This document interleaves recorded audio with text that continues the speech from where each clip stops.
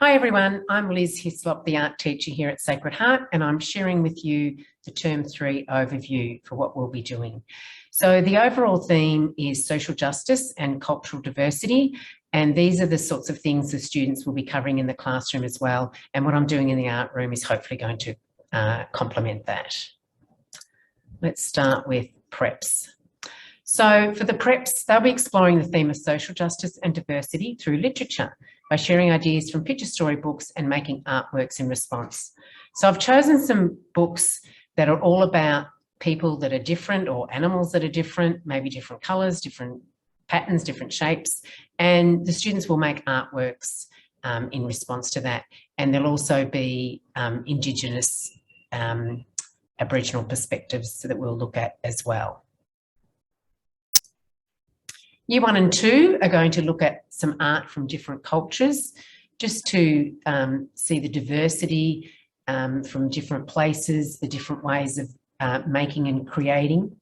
So we'll look at Maori art from New Zealand, which is called koru, Mola art from the Kuna people in Panama, which is actually stitching, but we'll make that as a collage, some Aboriginal art of medicine leaves, and we will make an artwork in response to that, and the Amati bark paintings from Mexico. Grade 3/4s will be looking at Aboriginal perspectives and colonisation. So they'll be looking at what Aboriginal life was like before colonisation, so looking at how the people looked after the country and the flora and the fauna and how they lived. And then the coming of the First Fleet ships and what changes or what things might have happened after the First Fleet came. And then we'll also look at some Indigenous art that are sort of like maps, and we'll be making an artwork in response to that. Year 5/6s are looking at refugees and immigration.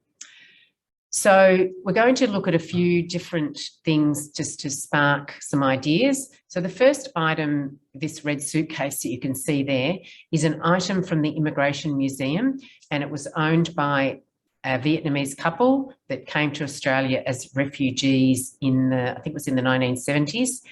And what they bought in that case, what was important to them. So the students will be making artwork of a suitcase with things that they would bring if they had to leave their country, so the important things to them.